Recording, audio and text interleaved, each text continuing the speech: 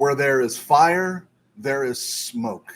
And from this day forward, I expect the Rams to crouch and to scheme and to plan because of the inevitability of the failure of the KBM and their wrong assumptions. And that day is upon them now. This is RamView. It's hot out there, but let's blow them off the line of scrimmage. Headline, Los Angeles.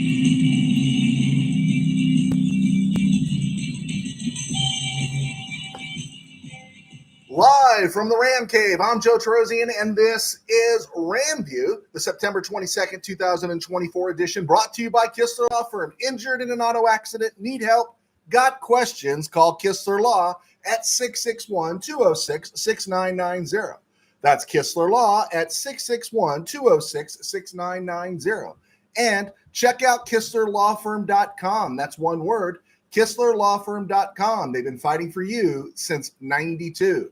And by Temple City Auto Repair. Having some auto issues, get yourself some John and Henry at TempleCityAutoRepair.com. And for your fantasy team, be sure to download Benched, the app. Never come up with a zero because a player didn't play on your fantasy team. All right. Remember we talked about this. I am a receipts guy. I'm an I told you so guy. I'm a guy that will say, I hate to be that guy, but I love being that guy. Remember, the Rams were 0-2 in a 17-game season, not a 16-game season, but a 17-game season, 15 games to get healthy, 15 games for the defense and the young rookies to coalesce and start playing like veterans, 15 more games for opponents to have their seasons come undone by injuries. I said on Friday the Rams were going to win 27-21. I was told by one of our viewers I needed to see a doctor. And yet we said, if the Rams can establish a run, they did. If Stafford could stay upright, he did. If the offensive line could just be good enough, it was. And yes, I was wrong. The Rams didn't win 27-21. The Rams won 27-24. So we're going to take a little different approach today. I started at 3:30. I do apologize to those that catch us later. These NFL doubleheaders are killing me, and I don't like them as they are. If not, why don't you put one game on the West Coast, one game on the East Coast? Instead, we've got the Taxkins playing tonight, and we've got the Bengals, and we've got the Jacksonville Jaguars and the Buffalo Bills. It's all Eastern time zone. Why don't you balance this thing out, man? Why don't you balance this out? If it means you have to bring in Beth Mowens, then don't balance it out. It's all right. But so what we're going to do is I'm going to go long today. My intention is to go long, over an hour. I try to do it in about 50 minutes. But I want to extend it. And if I have to come around again and repeat this opening for people that click on later, I will. But I'm going to talk about the game. I got about 16 points to the game I want to make, about the game I want to make. I'm not going to break it down. You guys saw the game. I just want to say what popped. And these are the things that popped to me as we look at the Rams and 49ers from yesterday. The early calls on the Rams were horrible. Right? The early calls on the Rams are just horrible. And there was an inconsistency to them that was really bothersome, right? From the block in the back on Parkinson, right? At the end, they called that a block on the back, a little hand on the back was preposterous, was ridiculous. To the illegal contact on Durant early on, it made things for the Rams and Ram fans bleak. But I was also hoping it would finally make them angry, right? I was hoping it would make them angry. Kyren Williams. How about this one? Kyren Williams gets that first down. He comes to the line, gets the first down. Hufanga that guy is so tardy on the play. He comes in and just drops on him in the play. Hardly a ticky-tack, and there was no call. But somehow we got Parkinson for that little shove in the back. Guys, thank you for lining up the questions. I promise we will get there as soon as I'm done with this section. And so by the time the Rams got to the fake punt, to me, that was a sign of anger. It was, blank this noise. We're doing it. We're just going to do it. And, it wasn't anything fancy. It was just Ronnie Rivers taking a short snap and going for it. The part that surprised me, and everyone was saying, didn't you expect the Rams to do a fake punt? I'm honestly trying to remember, and I'm sure they've done it. But since the days of Bones Fossil and Johnny Hecker, when it was always a threat the Rams could do a fake, did they not? They didn't do it. I can't recall a significant fake in the last couple years. So it probably caught Frisco off balance. The Kyren Williams touchdown catch, first the strike from Matthew Stafford. My goodness. And I'm going to rant about Matthew Stafford all day. But Kyron Williams on that play. And, of course, that's the first time I've seen a football player somersault into the end zone because he had to, right? I guess he could have hurdled him, but that's the first somersault I saw to actually avoid contact. And, that was pretty amazing, Even better, he didn't get hurt. As the game progressed, I'm watching Cam Kitchens play, and it does look like Cam Kitchens is the new Taylor Rapp. Hopefully he improves. I did love the hit he put on Ayuk at the end of the game. Glad he didn't get called. Number 6, are we done with the Tutu Atwell bagging, right? Rams, of course, don't win without him. Makes 4 or 5 catches. Plus he gets another PI call, which is becoming his specialty. And here's the thing. McVay trusted him enough to let him throw the ball at a crucial moment in the game. In the fourth quarter, right? He let Tutu Atwell do that. You know, the first thing I noticed about the KBM this morning was without Tutu Atwell to rail against, they had nobody else to go after. So I heard some cheap shots against Logan Bruss. But Atwell showed out. Now, again, you'll always ask the question, well, why? Why doesn't he play more? I understand because of Nakua, and I understand because of Kupp, and simply Demarcus Robinson outplayed him last year. I get that. But how you don't get him more snaps, I can't figure it out. And but he showed why he belongs in the NFL. And also, he caught the ball. It's like Tutu Atwell has hands, okay? Tutu Atwell has NFL hands. And I just get sick of hearing people talk about him. And now suddenly, Tutu's great. I didn't hear one Creed Humphrey talk this morning. It was all like, well, maybe they got to work on left guard because of Logan Bruss. Number 7, Kyron Williams finishing in the red zone. I didn't see a fade to the corner. And they have the big receivers. DeMarcus is there. Tyler Johnson's there. But there was no fade because the Rams are finishing in the red zone. Also, Rams were finishing in the red zone with only 3 of their 5 starters on the offensive line. That means they were finishing with Logan Bruss and Bo Zimmer playing center and left guard. So the Rams were able to get those pushes. The Rams were able to run that gap scheme. Kyron Williams finished runs in the end zone. Man, where was that last January, right? Where was that last January? And number 8, I'm going to ask for your patience on this, and I'll take protest, and I'll take disagreement, right? But I felt as I'm watching this game, the defense continually put itself in a position to make a play and get off the field. They weren't dirt roaded, but they couldn't finish any of those plays except for the last 2 stops. I mean, how many times did we see Verse? Did we see Fisk? Did we see others have a shot at making a play and they just couldn't make the play? It looks like, again, I'll come back and say it, it's a young team that's learning how to play. Now, will it learn enough to, get the Rams to 10 wins and get them in the postseason? I don't know. But this is a young team that at some point, I think this defense is going to come together. I really do believe this defense is going to come together. They got the stops they needed to. And we'll talk about Brock Purdy. Number 9, the offensive line was good enough. And Alaric Jackson played like a high-end starting left tackle in the NFL because he played against Nick Bosa, who's making serious coin to make plays. And Nick Bosa had 2 tackles, only 1 for a loss, and didn't get a sniff of Matthew Stafford's cologne. He just didn't. Now, I'm going to tell you this. Ignore PFF's grades. Ignore them. Again, I appreciate PFF. I think it's a great place to start. But again, never let PFF make you disregard what you saw with your own eyes. The Rams, Alaric Jackson graded out 52.1 against the pass, 50.3 against the run. Did you see Alaric Jackson struggling yesterday? Who was watching that? Who was watching that? You saw what Alaric Jackson did. Logan Bruss gave up 1 sack, and it was an early sack. It looked like a miscommunication and didn't repeat itself.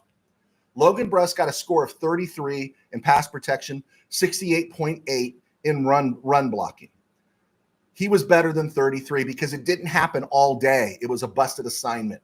Bo Limmer graded 66 in pass protection, 63 in run blocking. He had a really nice day. Right guard, Kevin Dotson, he graded out 25.2 in pass protection, 48.3 in run blocking. Okay. Dotson gave up 1 sack, had 4 hurries, but the Rams didn't have any problem running behind him and Rob Havenstein, did they? The Rams kept running.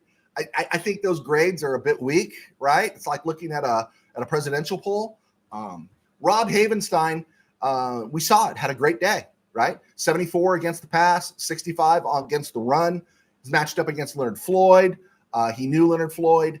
And so this offensive line did a good job. Justin Diedick really surprised me. The USC UDFA was activated before the game as a backup. He played 2 snaps at left guard when Bruss went out for a moment. But Liver gave up 1 hit, 1 hurry. Bruss gave up 1 sack on a busted miscommunication there and a 1 hurry. Dotson had the most struggle, 1 sack, 4 hurries. Jackson, 1 hurry, 1 hit for Jackson. Havenstein, 1 hurry. What was the struggle here? Well, I think they actually attributed Limmer with the sack, not Jackson. What was the struggle here with the offensive line? Why did it grade so poorly? You saw it with your eyes. This offensive line was good enough against the San Francisco 49ers with Nick Bosa and Javon Hargrave, and they got it done. Could Stafford stay upright? Stafford was upright. All right. Number 10, Xavier Smith. You know, he fair caught the first punt. There wasn't too many punts, right? But he fair caught the first one. But on his first official return, he took it back 38 yards in the pressure cooker, right? Think about this. Again, think about this. McVay trusted a UDFA who had not been on the active roster at all in 2023. And for the first 2 games of 2024, he trusted him. He was on the practice squad. He trusted Xavier Smith, not Isaiah Smith, as somebody on one of the NFL channels called him. He trusted him to field that punt. And remember, Xavier Smith was waived. And other teams could have taken him, but the Rams brought him back. And I thought the Rams would lose him. They got him back on the practice squad. To me, he's a hard sell to go back to the practice squad. He really is a hard sell. I don't know what the Rams do. That situation seems very fluid between the active roster and the practice squad, but you better find a way, right? You better find a way. Number 11, Josh Carty is the kicker we've been looking for since Matt Gay, right? No kind of party unless it's Joshua Carty, right? There we go. Speaking of kicking, about the game itself, speaking of kicking, the Frisco field goal attempt late in the 4th, they're up 24-17. It rang to me more as arrogance than confidence. I think they put Jake Moody in a bad spot. Now, I know everyone's kicking 55-plus yard field goals these days, but you didn't contemplate the miss. You didn't contemplate the field position it would give the Rams, right? It might have been Moody's miss, but it was Kyle Shanahan's mistake. And just another moment where Kyle Shanahan comes up short again. He let his team down. They've got a 7-point lead, right? They've got a 7-point lead, and they could have pinned the Rams back further and made them go a length of the field. With the way the refs were calling things, that's an advantage, right? But instead, they arrogantly, I thought, tried that field goal and set the Rams up in sweet field position. I just thought, man, that's pretty brain dead, right? They set him up at the Rams 45. I don't know. Brock Purdy, number 13, looks like Fran Tarkenton with a better arm. That's who my mind went to. I've seen him move around the field. I'm old enough to remember Fran Tarkenton. I'm old enough to hate Fran Tarkenton. And believe me, Brock Purdy's got a better arm than Fran Tarkenton, right? Note to Frisco fans, Niners Sickness Podcast. I know you watch the show sometimes. If you're not happy with Brock Purdy, please don't extend his contract. Don't. Let him leave and go back into the draft and look for something better, because that will make every Ram fan in America very, very happy, right?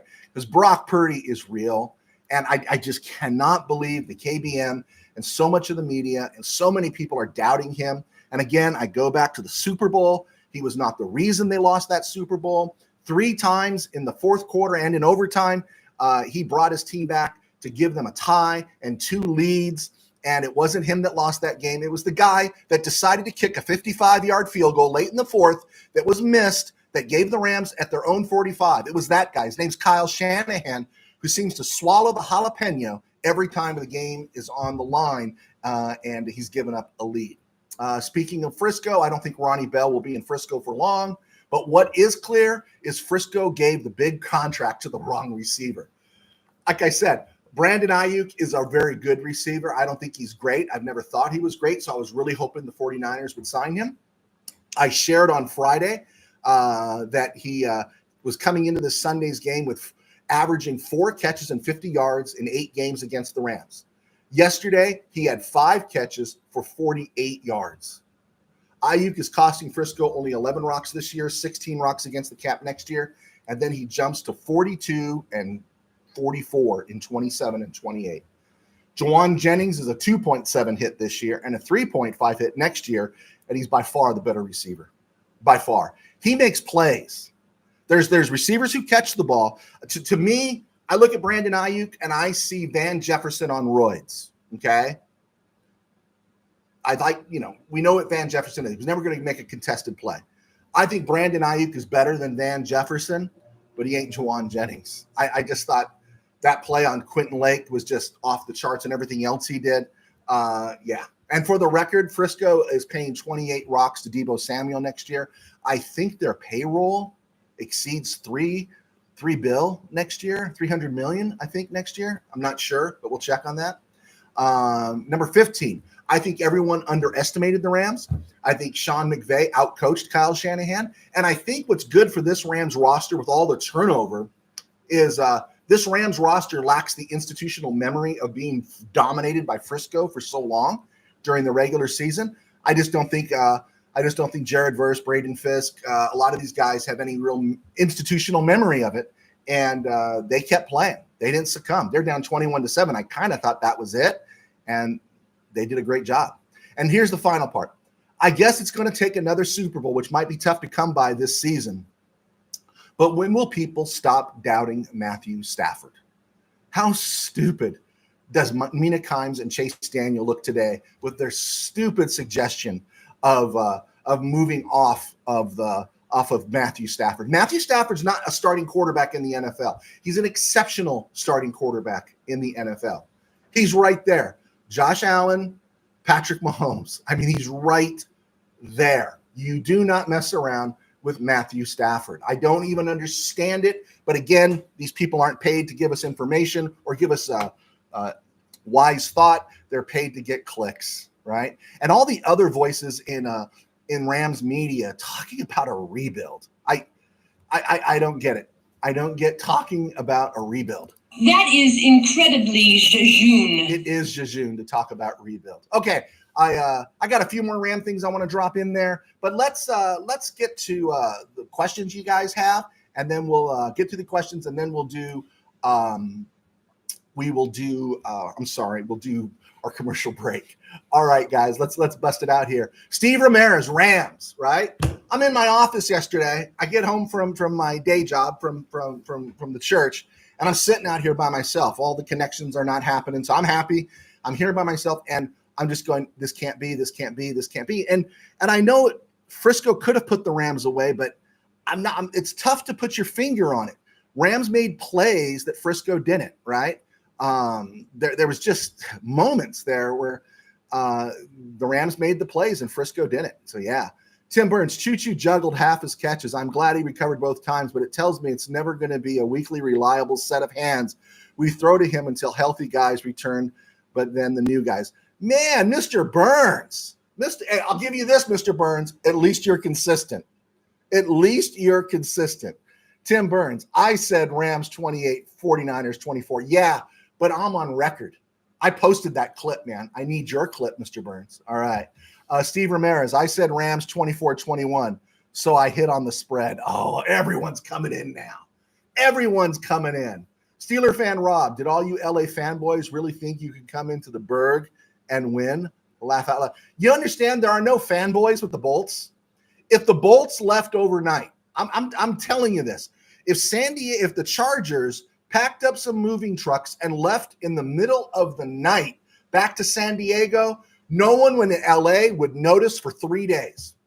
They wouldn't notice, right? The only thing that's keeping them relevant slightly is Justin Herbert, but definitely Jim Harbaugh. And I give credit to the Steelers for winning that game, but a healthy Herbert, I think it might have been a little different, but doesn't make any difference. People get hurt. Steelers won. But don't think LA fanboys. The Chargers are unwanted guests who've stayed too long, who've overstayed their welcome. And no one really cares about the 49ers, the Chargers out here. Tim Burns, Curdy has never missed a kick as a pro. Hey, don't bag. Hey, Joshua Carty is my guy. There we go. All right. Willie Bowen, Santa Clara Whiners bite the dust. That was a special moment to see them all leaving. And I do have something that I'll talk about later about why can't the Rams have a home field advantage. It was amazing talking about how the Rams had to use a silent count on the last plays of the game. Also, it was amazing that someone said 70% red in SoFi yesterday, and others are saying it was actually even more. Let's see. Neil Gonzalez, great game. Tutu needs more touches. Preach, Neil. You and me, we're on the same page. Maybe we can convince Mr. Burns that he needs more touches. Biozio, love the hit on Ayuk at the end of the game. Yeah, I tell you, Cam Kitchens, he's going to be one of those guys. He's going to be like in baseball, he'd be the equivalent of Gorman Thomas. That's dating myself. He's going to be the guy that bats 198 in coverage, but every once in a while, he's going to put the wood on somebody that's going to knock them into tomorrow. And he's physical. He's really physical. I love that. You just hope he can get the cerebral part of playing the safety position. If not, he's going to torch us. But I did love the hit myself. That was the reason for the little brush up at the end of the game. Willie Bowen, Jordan Whittington, Tutu Atwell, DeMarcus Robinson, and Colby Parkinson should be involved more in the offensive plays. We are going to talk about Colby Parkinson here in a minute. I agree. Tim Burns, Xavier needs touches. His acceleration is exceptional. Yeah, I'm curious to see how they're going to handle a roster spot for him going forward because he needs to stay on the active roster. Tim Burns, DeMarcus, where are you? DeMarcus is blocking. DeMarcus played a lot of snaps. DeMarcus was probably – they viewed that DeMarcus was their guy they had to focus on, and that opened up other things. I'm not worried about DeMarcus. Steve Ramirez, I haven't seen one member of the KBM giving Rams credit. It's all 49ers blame. Yeah, and you know what? When they're talking about the 49ers, they're not blaming Kyle Shanahan. I don't hear Kyle Shanahan taking blame, and I really think this is on him. I honestly think, Brock Purdy's doing more to help Kyle Shanahan sometimes. Let's see. Sam Ansley. Howdy, Joe. Howdy, Sam. Thanks for clicking on. Brian Smith. Purdy is overrated. Really? I don't think he's overrated. I think Brandon Ayuk is overrated. I think Nick Bosa is overrated. I think much of this 49er team is overrated and overpaid, and they better come up with some really smart moves. They're going to have to make some painful moves to get ready for the next few years, but Purdy's the guy. Please, if 49er fans out there think Purdy is overrated, don't sign him. Let him go. I'll be happy not to face him for the next 5 years, 10 years as a Ram fan. That'll be great. I think Purdy's pretty good. Willie Bowen, Purdy sucks. Oh, man. Brian Smith. However, hope Purdy gets elite money to screw up their cap up. I'm always in favor of that. Always in favor of that. But, man, their cap is taking some hits right now, and they're going to have to make some serious do some serious shedding in the next this next year. It's going to be interesting to see what Frisco does or some restructures. That's why I was happy about Brandon Ayuk being signed. Tim Burns, I would love to see this kind of game from Reader more often. Yeah, he sold out, didn't he? Turned 30 this past week. He really, really sold out. I thought Troy Reader probably played one of the more memorable games I've seen him play as a Ram. He did a really nice job. That's a good call there, Mr. Burns. Let's see here. Tim Burns, you called it, Joe T, and I am finally on board. Brock Purdy is elite. He did everything to win. The defense failed San Francisco. Yeah, a little bit. Yeah, I think so. I think they expected more. I mean, you're paying Javon Hargrave all this money, and he's lining up across from Bo Limmer and Logan Bruss. Where's Javon Hargrave? Right?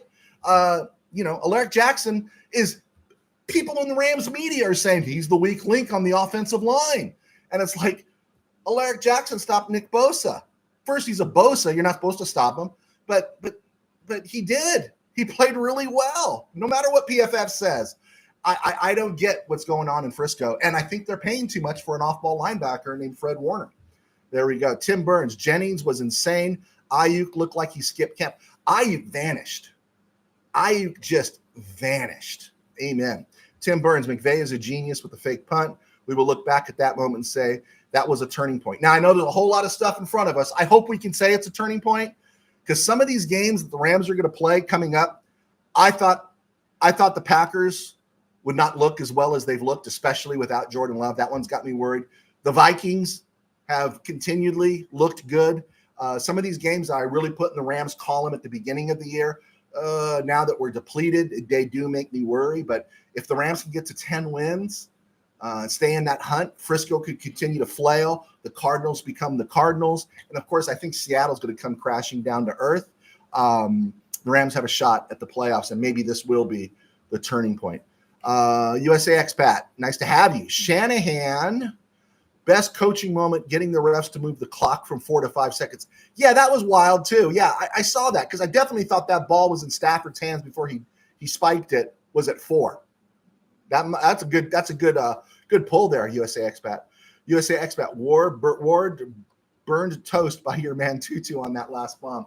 Yeah, I'm wondering with Javarius. Well, he doesn't have 2-2 speed, but he does have a tender hamstring, and he was out there on an island with him. Michael Gutierrez, thank you for joining us. Glad I got to be there in person. All right. Seeing the Rams win and our fans celebrate in person was unforgettable. So, Micah, if you can answer, if you're still with us here, was that plus 70% sea of red? Was that 70% plus sea of red? I'm really curious. Tim Burns, way too many Whiner fans. It was a home game for them. Hey, this is the nature of LA. I've shared it. You folks being the exception. By and large, if there's 100 Ram fans, 75% of them are fake Ram fans. They just are. The Rams, even when I was back to a kid, notoriously have horrible fans. They just do. Some of that is they're transplants, and I'll get into that in a little bit. Let's see. Willie Bowen, Xavier should be a solid fixture, the kicking and punt return games. Preach. I'm all down with you there. Paul Richardson, very excited about Byron Young and Jared Verse going forward. These guys are heavyweight hitters. Yeah, totally agree with you, Mr. Richardson. Totally agree with you on that. We've been talking a lot about Jared Verse that we've kind of missed on Byron Young a little bit. And Byron Young still has trouble sometimes. He is kind of weak on the edge at issues sometimes. But he came out and balled yesterday, and those guys are bookends. That's going to be exciting. That's going to be real exciting to see. Neil Gonzalez, next week will be Seahawks loss. Lions are coming for them. I hope so. Now, the Seahawks have beaten the Dolphins without Tua. They beat the Broncos early, and they beat the Patriots on the road. Little bit of fool's gold there. With Seattle. That's a good question there. Mr. Gonzalez. Micah, I'd say 70-30 in favor of San Francisco, but the Niner fans were making so much noise that when they had the ball that it felt like a neutral field site. Wow. Yeah. Okay. I buy it because that's what it sounded like from the Ram Cave when I'm watching it in here. Frogman, we did good this week. We did. All right, guys, real quick. Let me run this out here because I got to take care of the guys that keep us on the air. I'll come back to the questions. I'm Joe Terosian, a sports writer for 21 years. And thanks to Kistler Law, you see over my shoulder here, I'm able to do RamView. I also write books. My books are on Amazon. My latest book is Game Day in the Ram Cave. It's a novel. About friends trying to watch a football game. It's actually a fictional NFC championship game between the Packers and Rams at SoFi. So if you can check it out, a lot of you have. I do appreciate that. If you get a chance, leave a review. But this kind of stuff, we don't have a paywall, and we don't do Patreon or anything. This kind of stuff helps support me. My day job is I pastor a small church in Burbank Faith Nazarene. You can find us right here on YouTube at Burbank Faith Virtual. We got a channel there, burbankfaithvirtual.com, Burbank Faith Virtual across social media. Also, a new sponsor is Bench the app, and came up again this week. Someone didn't have T. Higgins in their starting lineup. They had Bench the app, and T. Higgins was moved in going into tonight's game. So if you're tired of losing your fantasy games because you forgot to check your lineup with Bench the app, that's a thing of the past. Benched is the only app that ensures you never leave a non-starting player in your lineup. Don't miss out on crucial points. Don't be the one who forgot to bench a player on game day. Win your league, keep your pride, and let Benched handle the rest. Download Bench the app today and dominate your fantasy season. All right, let me look at a couple things here real quick for some Ram stuff. Colby Parkinson. I wanted to talk about Colby Parkinson because people were on him today. I think even Rams Wire, One Wire listed him as a dud. But it was Parkinson. It was the drop he had was somewhat of a contested drop. It certainly wasn't a Ronnie Bell drop, and it was Parkinson that Stafford went back to on that final drive. So here's a note for Parkinson doubters: if Stafford is throwing to you, he's believing in you. Okay, if Stafford is throwing to you, he's believing in you. And I will add this: even PFF saw it. But with your own eyes, did you see Parkinson's pass blocking and his run blocking yesterday? Even PFF graded him well. That's why he's in the lineup as a blocker. He is this year's version of Tyler Higbee. So I'm happy with Colby Parkinson. I thought it was interesting. Hunter Long played the most snaps. Rams had a lot of 12 personnel yesterday. Really interesting stuff that the Rams did. Again, the ability of McVay to adjust and everything. I had a conversation with somebody about Chuck Knox last week, and it was Knox was the guy that was so unbendable, and yet McVay seems to know his personnel and knows what he wants to do. This was brought up, I think, by Mr. Gonzalez, or I'm not sure who it brought it up, but Jared Verse and Byron Young. These guys, they showed out very well yesterday, especially Byron Young, the strip sack and everything. I love the Rams edge rushers. We got them for a couple more years before we have to start worrying about contracts. But Jared Verse, that guy continues to put himself in position.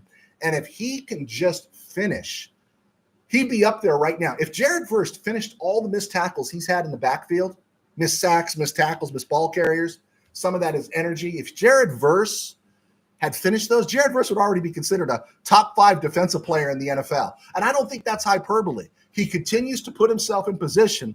But so far, maybe it's the exuberance of youth. He's just not finishing. I think it's going to come. He's too good for it not to come. I love the guy. Motors. Jared Verse, Byron Young, motors. You got to love those guys. Also, Braden Fisk, to grade him. I'm good with Kobe Turner.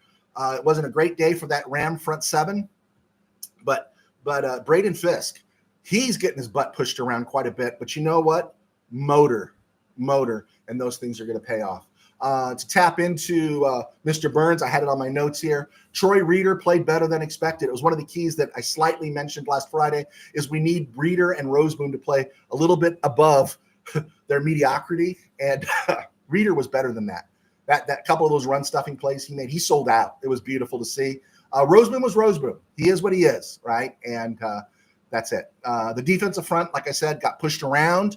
The secondary needs to settle down. Tre'Davious White is interesting. He looks like he's coming around a little bit. He does.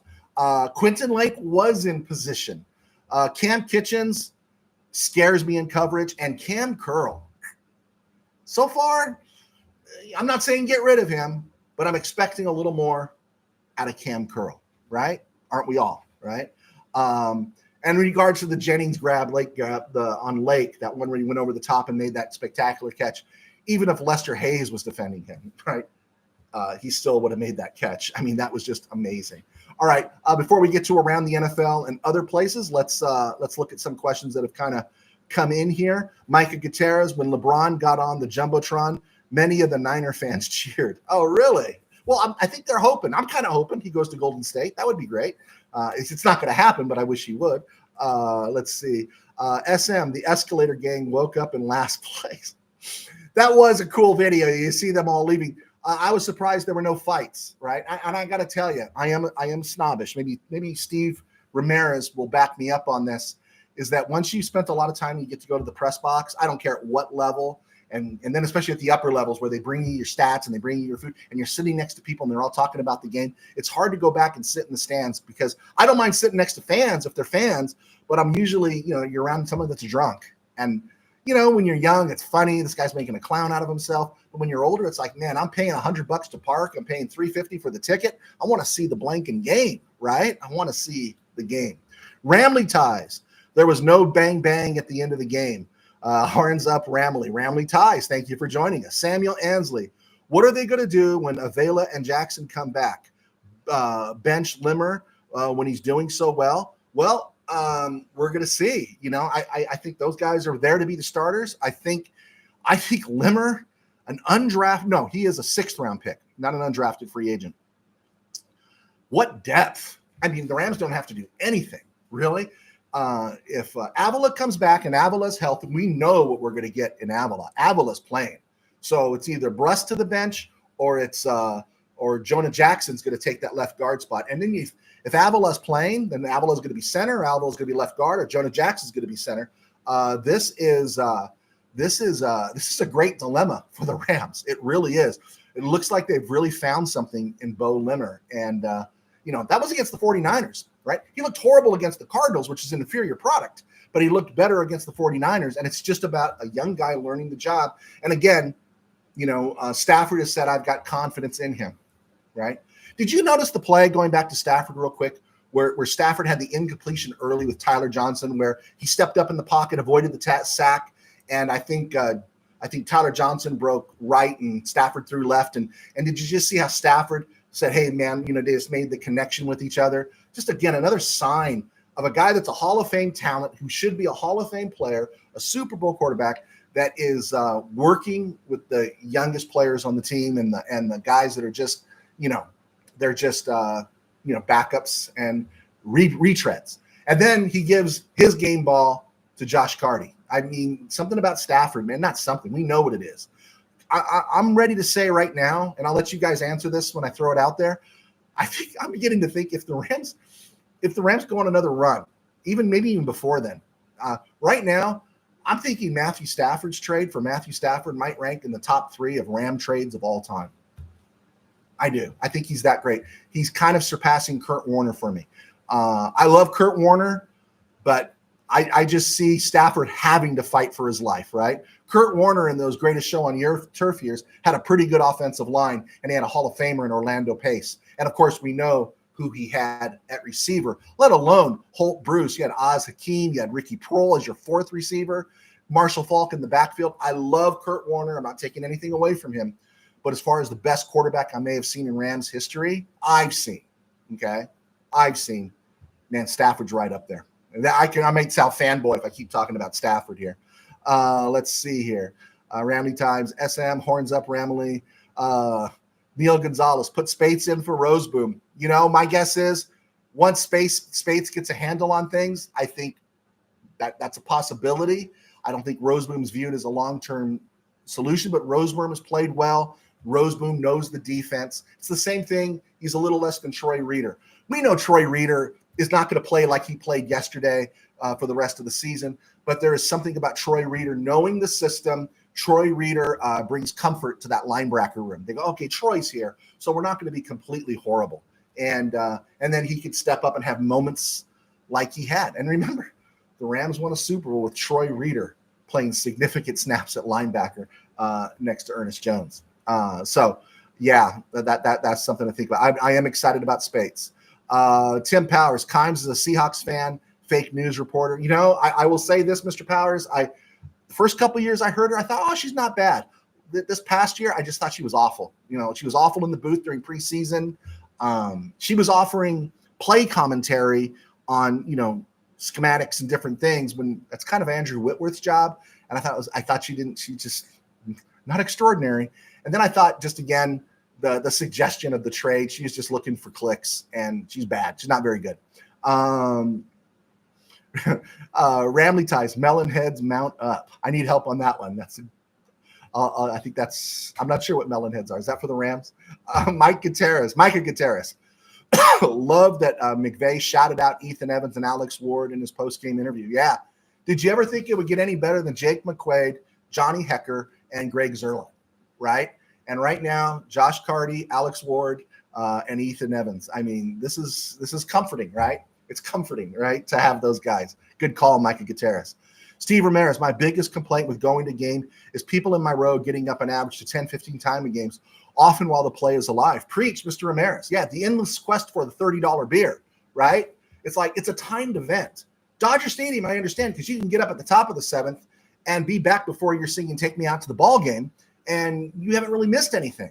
But it's a timed event in football, and I don't understand paying all that money for people that keep getting up, let alone all the dance cam, kiss cam, all that kind of stuff. So there we go. I agree with you, Mr. Ramirez. Mike Negretti, what a win. Watching the 49ers leave in SoFi in silence was great. Whose house? Rams' house. See, now, Negretti, Mr. Negretti, you and some of our other guys here, Micah Gutierrez, hit on this theme of mine, spite. I am so full of spite. In the Skywalker family, they have the Force. But in my family, it's spite. I will do things just to be spiteful. And I love spite. Like, I want the Rams to win, right? But, man, seeing 49er fan base and seeing that stuff, seeing them feeling miserable, man, that just feels really good, right? I am a bitter, spiteful Rams fan. I admit it. There you go.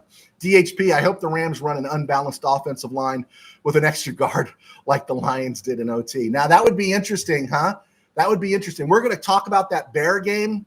Caleb kind of came alive a little bit. They're getting desperate there in Chicago. The weather is still expected to be good, so the Rams are getting them at the right time of year. I don't want to lose focus on next week. So we'll talk about that on Wednesday. But yeah, that's a big one. Rams do that. They're 2-2, and you beat Green Bay at home. You're 3-2. You lose to Green Bay at home, and you're 2-3. It's not the end of the world if you lose and go into your bye week 2-3 with significant help coming back on the other side of the bye. So yeah, that's going to be interesting. SM, I really feel the defense is going to shine against Caleb Williams. I hope so. I think so. I think they're going to get better, slowly, better. And the hard part is delineating, and I'm not saying this because I'm smarter than you guys, because I know you guys know this, so I'm just going to repeat it. Is that it's delineating that the defense is playing well, except they just can't prevent that big play, right? That those big plays are killing them. You eliminate the big play, and it's a different ballgame. But I'm not saying the Rams are the steel curtain, right? I'm not saying anything. I'm not saying they're doomsday, but it's eliminating those big plays. And I think Tre'Davious White is going to get better. I think he's getting his feet back under him, and I think Kobe Durant is good, and Darius Williams is coming back, and I am worried about Cam Kitchens, and I want to see more out of Cam Curl. So the back porch is a little worrisome, but I think this defense is going to improve. I do. The Bears' offensive line is struggling, and it might be an opportunity for Kobe Turner and Braden Fisk to feast a little bit. DeAndre Swift's not running well. So yeah, there's opportunity there. There is really opportunity there. Micah Gutierrez, Stafford being able to do what he does at his age is incredible. I think he's the most talented quarterback this franchise has seen. Thank you, Micah Gutierrez. So I'm not off base. That's no slam. That's no slam on Kurt Warner, right? It's just, man, you just look at Matthew Stafford and it's like, man, did you see the hug between Stafford and McVay on the field after the game? Did you see them hug? It's like McVay knows. McVay knows. And then the media is trying to sell us Bryce Young. Please. Heaven's Gate and Hell's Flames. Unbelievable. Tim Powers, winning ugly suits me till we get Cup and Puka back. Yeah, I mean, when you got wine, you don't need bread, right? So if the Rams are blowing everybody out, I'm perfectly happy. There was some stressful moments in my office yesterday. I think at one point I shoved about 15 pieces of bubble gum into my mouth because I didn't want to scream. But the schedule does get a little tougher. The Packers aren't a runaway. Of course, that's before Puka and them come back. Minnesota doesn't look like a runaway. What's going to be left of Frisco on the other side? When the Rams get to Seattle, Seattle's going to be amped because they've gotten off to a great start. We got to get payback against the Cardinals. Miami's going to be down right now. It looks like Tim Boyle right now. Tim Boyle at quarterback. That's good news. So, it's going to be interesting to see how it all plays out. Fortunately, a lot of those tough games are right here. Rams do have to go to New York to play the Jets. They do have to go to New England to pay the Patriots. Ramley ties. Us Ram fans used to be called melon heads back in the. I've seen the pictures. Now you remind me. I'm sorry. You're absolutely right. I do remember that. I went to Anaheim Stadium a few times, but as a kid that grew up going to the Coliseum because games were blacked out so often, I got lazy and I got into the habit of saying, oh, that Ram game is going to be on TV because it was always a sellout in Anaheim.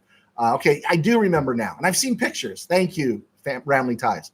Ramley Ties, as a USC fan, I liked Williams last season, but I can't wait to see him choke on Sunday. Yeah, I like Caleb Williams, but I don't want to see him find himself in the NFL until week 5.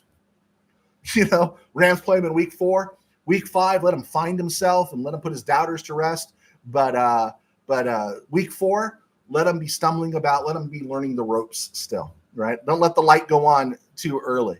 Michael Negretti, the defense is young, but they're growing together as a unit. Good call, Mike Negretti. Yeah, I think the busted plays, some of those things, the missed tackles, I think these things are correctable because they're getting themselves in position. Tim Powers, beginning of the end of the 49ers, Rams beat them the last 2 outings. Yeah, if we want to count week 18 last year, I'll take it. But it is the beginning of the end. It is. We've seen it coming. Debo is hurt. Christian McCaffrey had 2 healthy seasons, and he's hurt. Now, that doesn't mean they're not coming back and they're not going to be a dangerous team.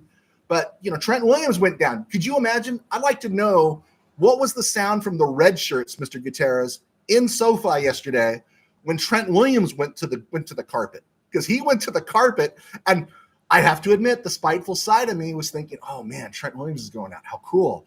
But think about that. I mean, Trent Williams is aging. He's old. He's still great, but he's old. Nick Bosa, what was that yesterday? That was Nick Bosa. You're paying him close to 30 rocks a year, if not more than 30 rocks a year, and he can't get past a UDFA like Alaric Jackson? They're getting old. They're getting old, right? Brock Purdy may not want that next contract. He says, I'm cool. I might want to be a free agent. I'm just joking there. I think he fits the 49ers best. Mikey Gutierrez, I got some dirty looks in my section when I heckled that half the Niners roster wasn't alive the last time they won a Super Bowl. Count me in on Spite Squad. We should get shirts made. Ram Spite. There we go. Ram Spite. There we go. I love it. Burl Stouffer, nice to have you. Bears versus Rams. Burl, thank you for joining us. That's a 10 a.m. window. Can I just ask you guys a favor? My day job, that's a 10 a.m. game. I'm in the pulpit on those days, that day. So if no texts, no reach outs to me if you can on those days, because I'm going to watch the game about 2 hours behind you, and I don't want it ruined for me. SM, Andy Dalton may have ended Bryce Young's career yesterday. Man, right? The red rifle. Did you see the throw to Adam Thielen? And I know Thielen blew his hamstring on that play, but man, that was a great throw by him. And it was probably a real humbling experience for Bryce Young. Now, you have to say, I don't want to go to the bench. You have to say, I don't like it. You gotta have that bravado as a quarterback. Even if you still got to have it, right? But man, that had to be humbling, thinking, man, there's a lot I missed. Now, the fortunate thing for the Panthers is Raiders were coming off a big win. And what do the Raiders always do? Just when their fans begin to think they've turned the corner, they swallow the jalapeno, right? And I thought Antonio Pierce had the best quote yesterday when he said some of our players made business decisions, and we're going to be ended up making some business decisions ourselves. That's a great line. And that's the kind of line that makes me say, I want that guy to be my coach at least for a little while. There we go. DJ Fono, thanks for joining us. Rams House. Thank you, DJ. Appreciate that. You guys, if you haven't subscribed yet, please subscribe. And just another thing, because we're going long today, my book, Game Day in the Ram Cave, is out on Amazon. It's a novel, fictional NFC Championship game between the Rams and Green Bay Packers, and friends watching the game. All right. DJ, let's see here. Ramley Ties, Trent Williams, Nick Bosa, Fred Warner all got hurt yesterday. I like Fred Warner. I think Fred Warner is a really good player. I'm not going to pay him 19 rocks a year. Just not. And but I'm glad the 49ers do because that limits their options. And again, yeah, Fred Warner went out for a couple of plays. I do remember that. And Nick Bosa had some ribs, right? Issues. Steve Ramirez, stay off social media. Oh, I am off social media. But I got people out there like Steeler fan Rob who like to text me. If it wasn't last year, it was the year before. I'm in service, and usually everyone knows not to text me, and I'm in the middle of I don't know, reading the Sermon on the Mount or something, and my phone goes off with a texting because I forgot to turn it off because nobody texts me except for Steeler fan Rob in Missouri to give me some cheesy update. Yes, I will stay off social media. Ramley Ties, DJ Phono, horns up. Burrell Stouffer, thank you. Go Rams and Tutu. Hey, we're down with Tutu, Burrell. Thank you. DJ Phono. It's funny how so-called loyal 49er fans walking with a Sean McVay bobblehead. Oh, did they have Sean McVay bobblehead yesterday? Did they have that? Sean McVay, what a great coach. Let's see here. I grew up with David Canales, the Panthers HC. Oh, wow. Did you really? That's pretty cool. That's pretty cool, Ramley Ties. Yeah, he was the stuff. The only thing I worry about for him is the owner in Carolina. That guy's got an inchy. He fires more people than Trump did on his TV show. That guy fires people left and right. I hope they give him some space. That's cool. Did you go to high school with him? DJ Phono and Ramley Ties saying hi. Michael Negretti. I hope the Rams use Tutu more when the other players get back. Yep, so do I. I hope they find a spot for him. It's hard to figure out Tutu because there are times when you go, man, it looks like that's it for Tutu. I've said it before. It's like that must be it, and then they just keep trotting him back out. And I don't know if just something during the courses of games where McVay has schemed him in and it's just not going to work or what does. But boy, I keep him on that field just for the threat. I mean, we're averaging with him, if not every game, at least every other game, some kind of plus 40-yard PI downfield, right? It just seems to be happening all the time. Let's see. JD Durham, nice to have you, JD. Hargrave out for the season now. Oh, Javon Hargrave went down. I looked for injury report. I didn't see anything. That just get released? Javon Hargrave down for the season? Wow. Farewell and adieu, you sweet 49ers. Farewell and adieu, you 49ers in Frisco. You're done. Thank you. That's awesome sauce. I mean, sorry the dude's hurt, but that's wow. Tim Powers. Let's see. Ramley Ties. 2-2. Okay, there we go. The 2-2 trade. Tim Powers, Jamison Jennings, Harrison Jr., Jennings, big games against the Rams or Dunze next week. Shula do something about that. Oh, Jamison Williams, Harrison Jr., and Jennings, big games against the Rams. Yeah, they got to do something about that, right? They have to. I don't know what, but they've got to do something. And I think what we're really getting stung, and where we got stung yesterday was our safeties. And I don't know what they're going to do. They're going to have to figure something out. Odunze has a tender knee, and the Bears don't have a great offensive line, so he might not get the pocket time that Purdy had to make some of those throws. Micah Gutierrez, McVay bobbleheads were for season ticket holders. There's a small number of Niner fans who have Rams season tickets who will only go when they play the 49ers, then sell the other games to make money. Yeah, I got a friend like that. He's a fan of the Bengals. He lives in Houston. He likes the Bengals. He goes to about 3 or 4 games a year, sells the rest, and he makes all of his money back to go the next year. JD Durham, fire. All right. Thank you, JD. And Burrell Stouffer. Okay, guys, you keep throwing them out there, and we'll get back to you.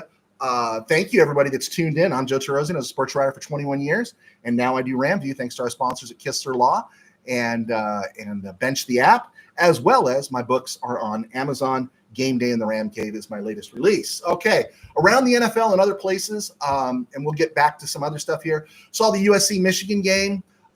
People are really down on USC right now. I thought USC was tackling marvelously for the most part. 3 big plays, 2 long runs for a touchdown, and then that busted one at the end. And mostly, to me, mismanagement by Leak and Riley. Now, on top of that, they couldn't keep Miller Moss off his back.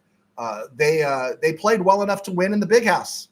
They had the game won in the Big House, and they gave it away. So I think USC is going to do okay in the Big Ten this year. Looking forward to it. I like Miller Moss, but that they're going to need better protection going up against those Big Ten, those true Big Ten blue bloods in the trenches. NFL injuries, the ones I did not know about Javon Hargrave, guys. So throw some more my way. I didn't see a Rams injury report. At least nothing significant came across any of the wires or any of the threads I was following about injuries for the Rams. But around the NFL, I think Myles Garrett got hurt for the Browns, Justin Herbert, Skylar Thompson, Devonta Smith, that was a brutal hit he took. Tank Dell had a hand, but they don't think it's serious. Thielen, hamstring. Sam Laporta, ankle for the Lions. And Trey McBride, tight end for the Cardinals. That's something to keep an eye on. I mentioned Antonio Pierce. Some players made business decisions today, and we'll go ahead and make some decisions of our own. That's great on Antonio Pierce. Also, quick shout out to Devin Singletary, Giants running back, who slid down at the 1 at the end of the game and didn't go for the touchdown.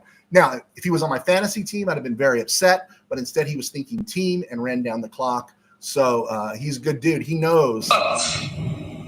I get nowhere unless the team wins. Devin Singletary knew you don't get anywhere unless the team wins. And hopefully, the Giants will take care of the Cowboys next week. Coaches on the hot seat. I've had this list all year, and I play with it.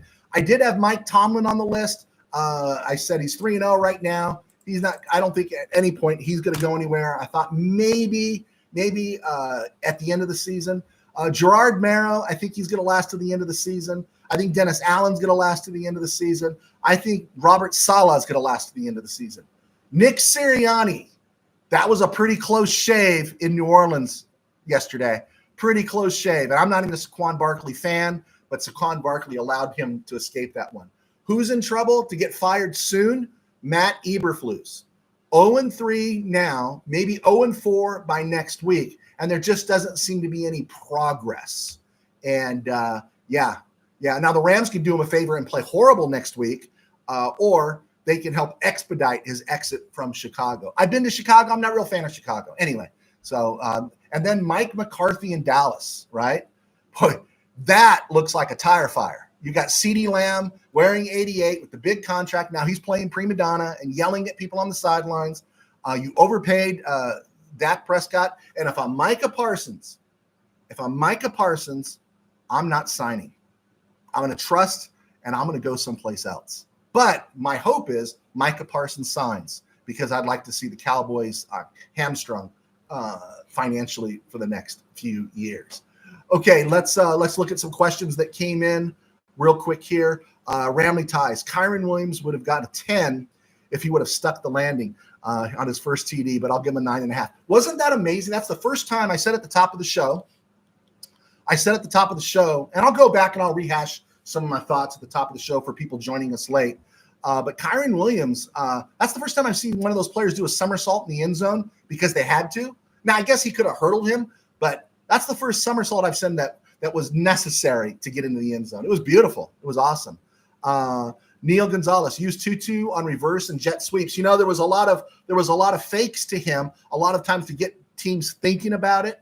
And I got to imagine that's coming soon, because you got to do it at least once or twice, and just to get them to think about it. Yeah, definitely, I think that's room for Tutu. Ramley Ties.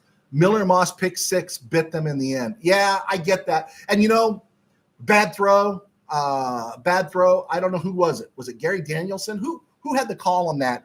They pointed out, Zachariah Smith backing up, right? There's a guy who played a little bit of quarterback who got hung out to dry by a receiver every once in a while. More than once in a while. I know what he was feeling, but it was still a bad throw. And imagine first mistake the kid's made in 3 games, right? 4 games, counting the Holiday Bowl last year. He was under huge pressure. But yeah, that one didn't help. Micah Gutierrez.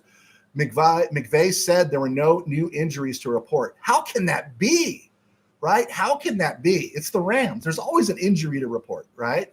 That's great news. Thank you, Micah. Michael Negretti, Michigan, not that good.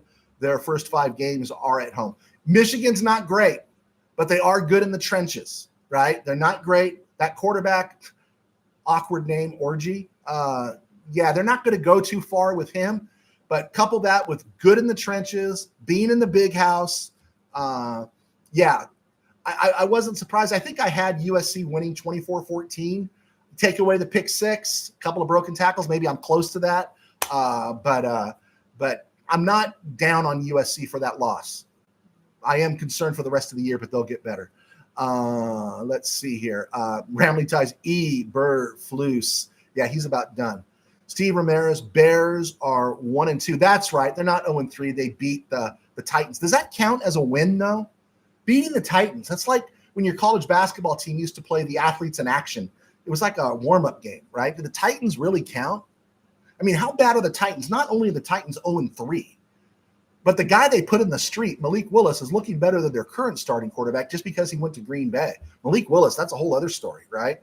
Rams, Steve Ramirez. They should have lost League One. Yeah, there you go.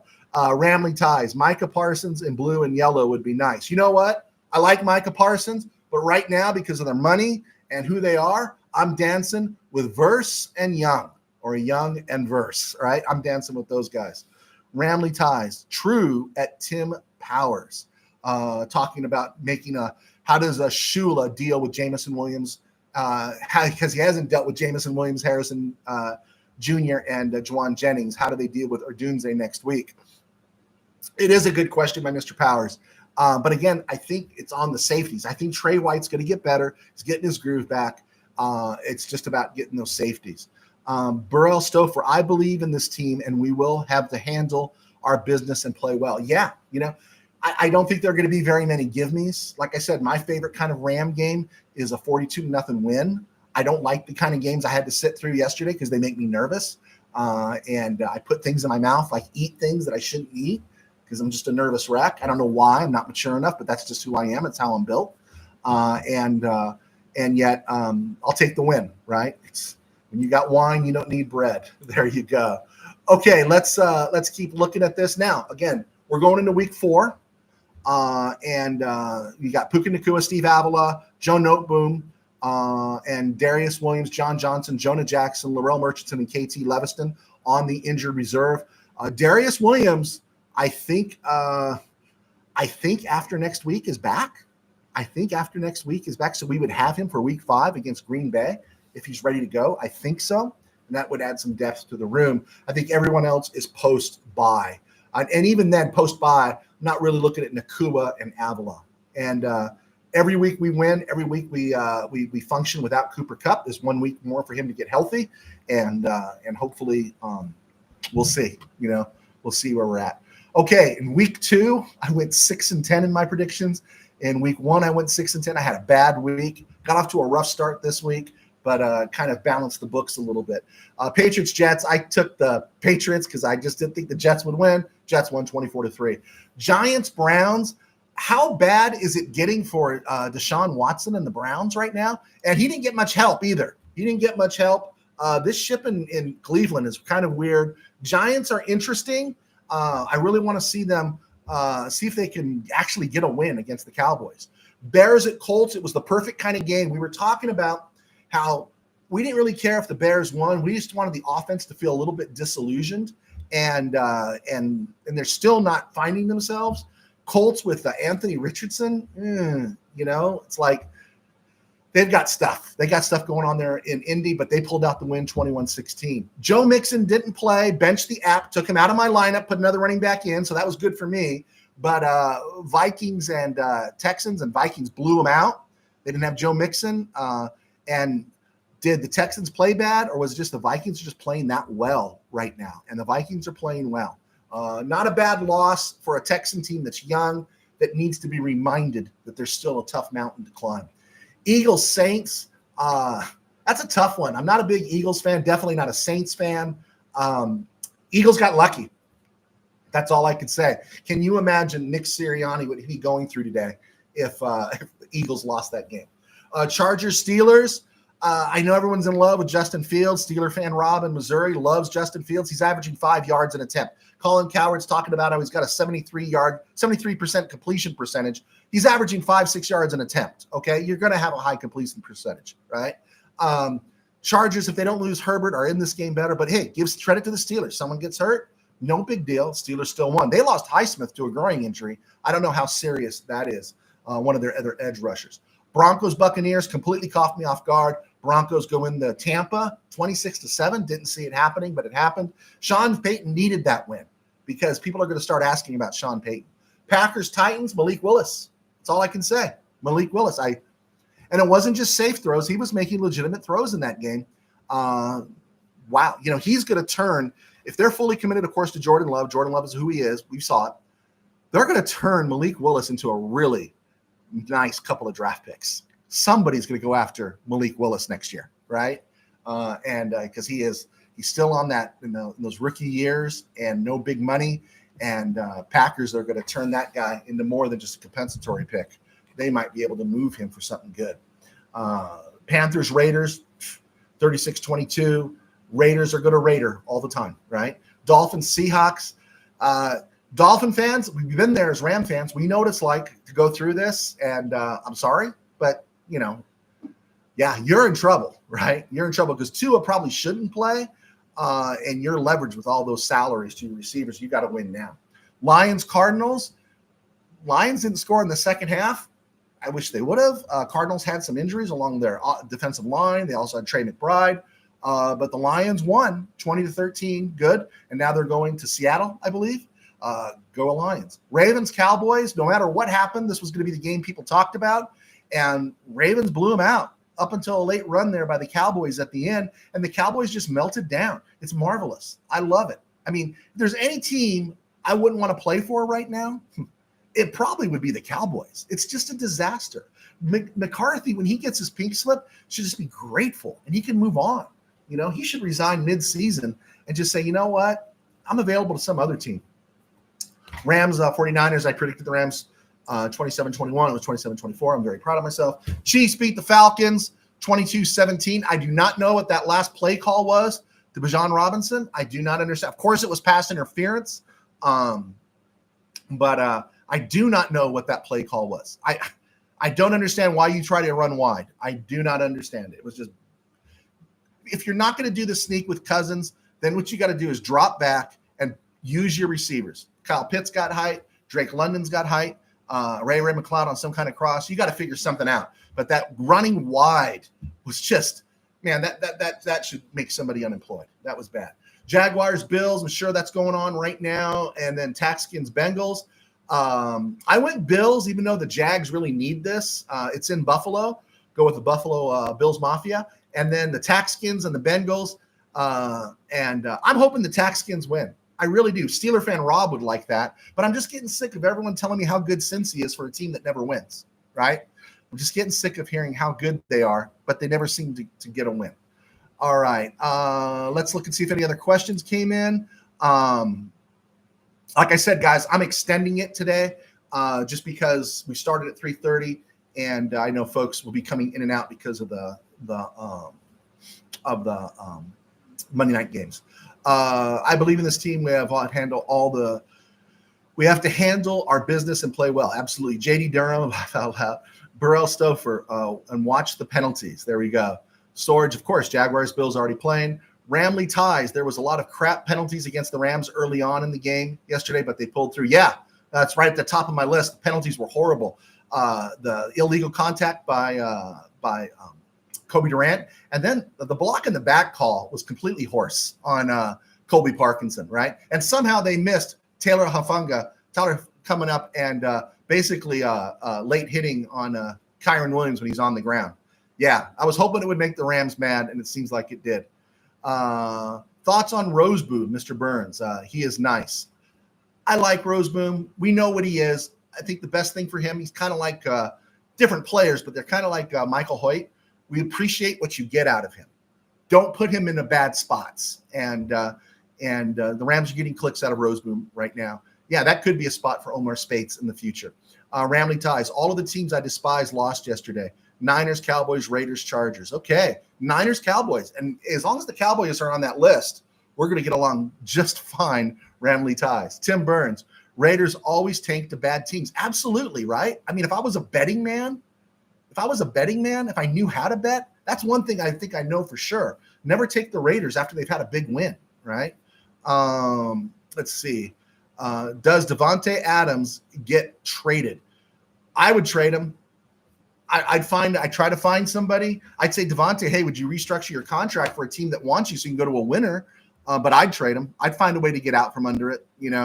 I would. I really would. Rob Sorge, Cedar fan Rob. Fields, 245 yards passing, 50-yard, 5-yard TD pass. Yeah, that was of the Dieter Brock variety. I saw it. Guy hit the crossing route, and the runner took it 55 yards.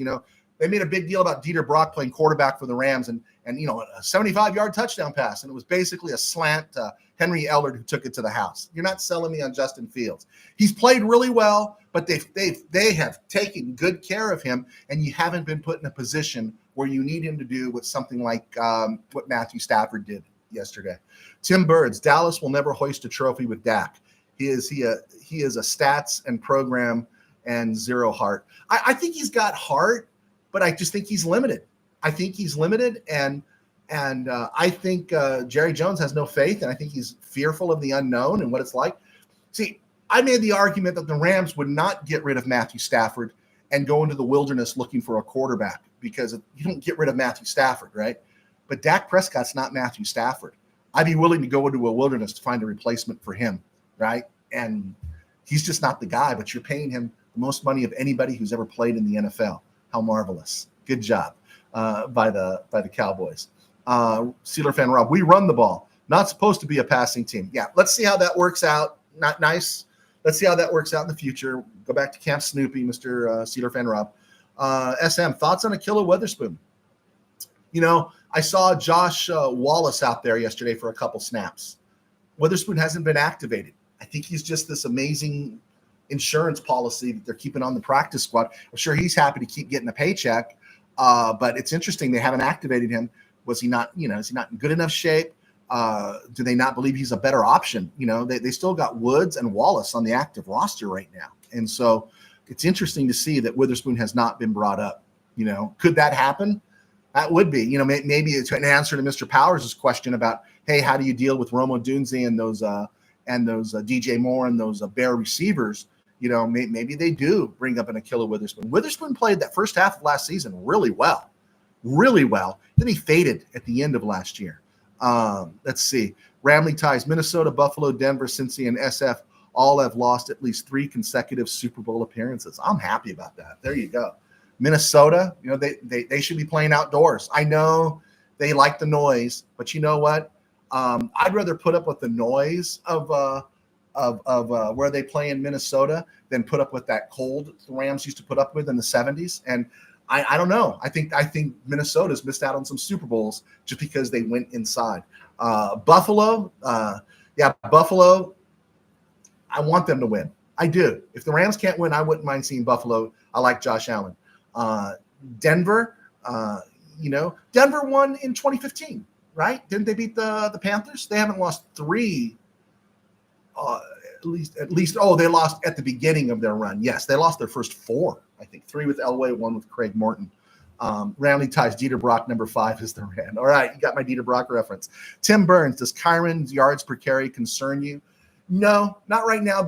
He moves the ball just enough. And again, you could be averaging 4 yards a carry, and then you get trapped in the backfield for 5 yards, a 5-yard loss, and that dips your average to 3.5 or something. You want a good running game. You want a great running game, but I want a good running game. Double tights, run it down their throat. But the truth is that it needs to be good enough, right? Is it good enough? And is it good enough to keep Stafford upright?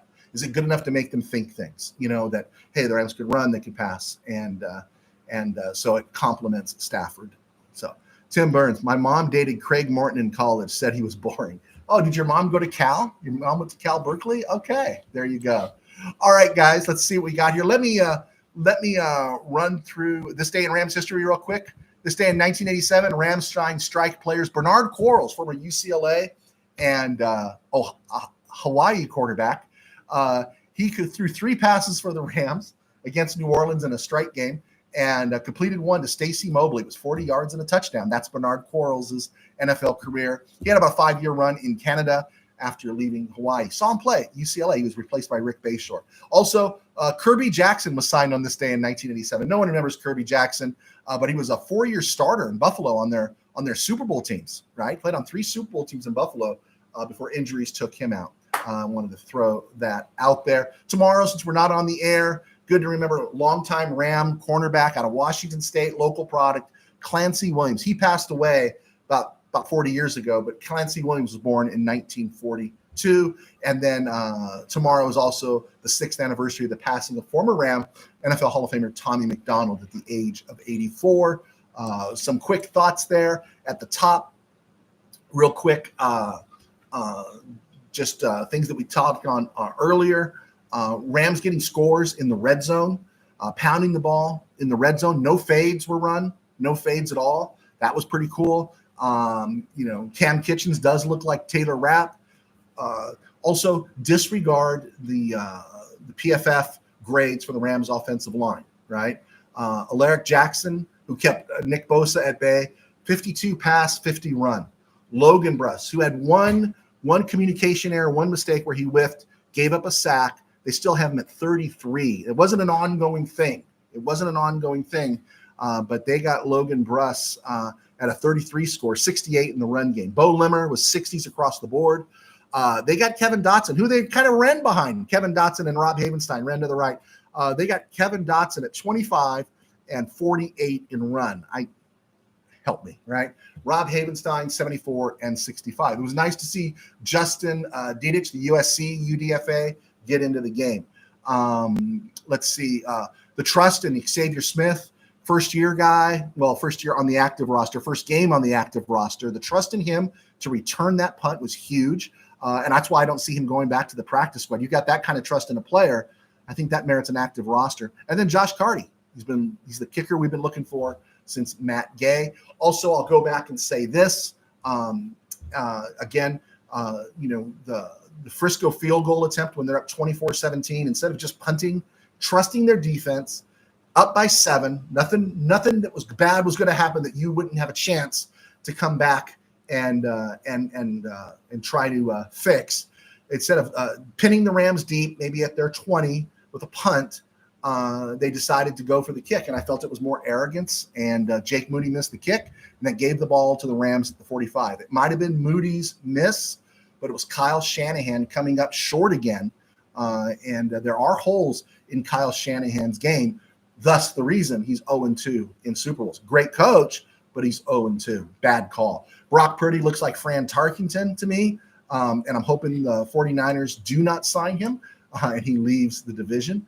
Ronnie Bell, he'll be unemployed soon, it seems like. But we talked about Brandon Ayuk on Friday. 4 catches, 50 yards. That's what he averages in 8 games with the Rams, against the Rams. Yesterday, he had 5 catches and 48 yards, and pretty much all but vanished, right? And they're paying him significant money. 11 rocks next year, 16 rocks in 26. And then in 2027, he's 42. And in 2028, they're paying him 44. Juwan Jennings is making 2.7 this year, 3.5 next year. Debo's making 28. They've got issues, man. They've got issues there. Juwan Jennings is by far the superior receiver. Let's see here. We talked about Stafford, how great Stafford is. Colby Parkinson, it was a contested drop he had. And we talked about how Stafford went to him late. And if Stafford is throwing to you, that means he's believing in you. And Parkinson was exceptional in the blocking game yesterday. Verse, we talked about him. Verse could literally be a top 10 defensive player, top 5 defensive player in the NFL. If he could just finish off these tackles, he has opportunities to make in the backfield. And Troy Reeder might have played his best game as a Ram. There we go. Okay, I think we got all that in there. We're at the 4:52 mark. I'll take final questions here. And let's see. Tim Burns' mom dated Craig Morton, said he was boring. Wow. My mom actually was asked out by a baseball player that ended up in the major leagues, but she turned down the date. And I gave her a hard time about that. His name was Todd Davis. He played for the Philly Athletics. Had a couple of years with them, 2 seasons over 3 years. And I said, Mom, if you had married that guy, that guy's a professional baseball player. She goes, oh, honey, I didn't like him. And it's like, Mom, what were you thinking? Let's see, Ramley ties.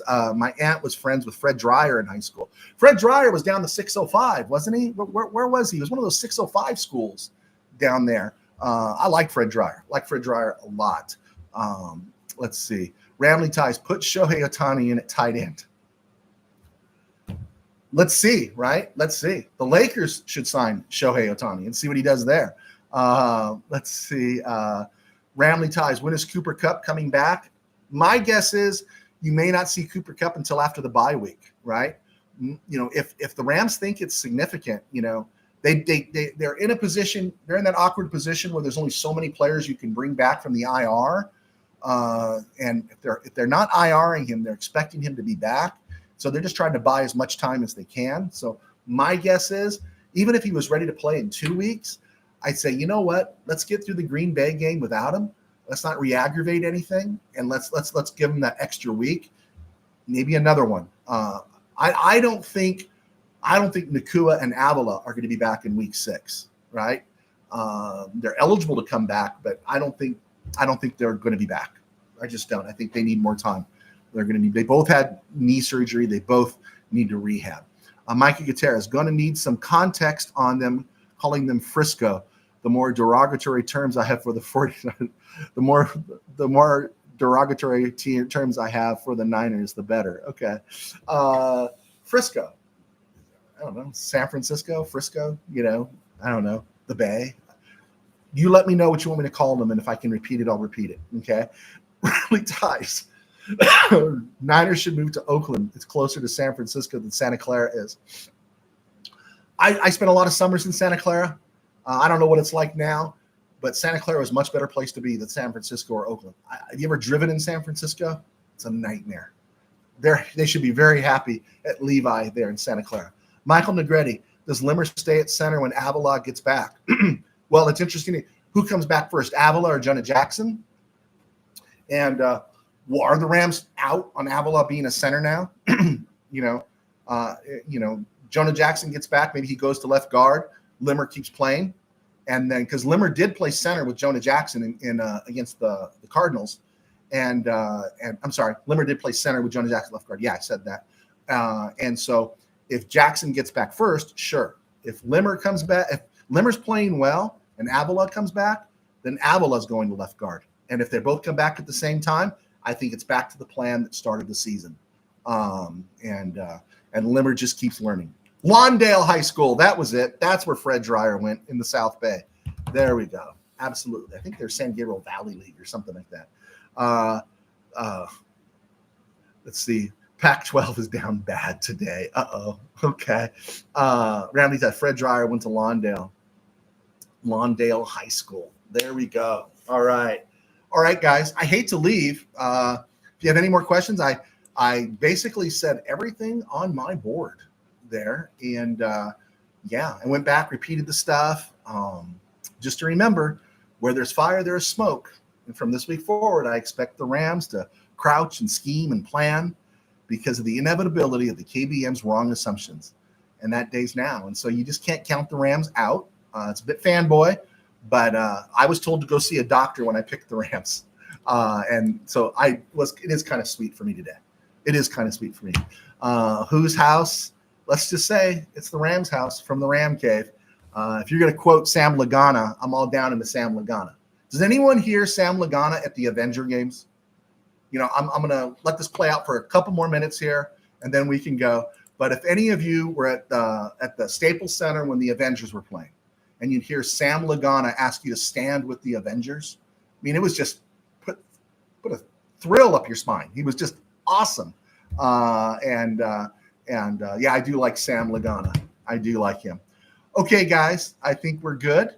Unless you have any more questions. Again, I'm a reminder, my sponsors at Kistler Law, they are key. If you have auto accidents or anything, you need questions, you go to them. And also, one more time, I do write books to support my income. My first book was Tangent Dreams, the high school football novel. Did very well, got good reviews on that. My second book was Temple City Company of the Ages. It's a little more metaphysical, but it's a football game. Want to check that out. I got some good thoughts on that one. And then Game Day in the Ram Cave. Check them out. They're all available on Kindle. I do appreciate the support of this community because it allows me to keep doing what I love. All right, time to go bear hunting. There we go. Let's take the bears out. Ramley ties. All right, guys, let's get to some games. If you haven't subscribed, please subscribe. And we will see you on Wednesday, regular time, 5 o'clock, and we'll go from there. Guys, you made a great day for me. Thank you so much even for this extended broadcast. We never go this long, but we wanted to do it today. God bless. Take care. We will see you on Wednesday. Bye.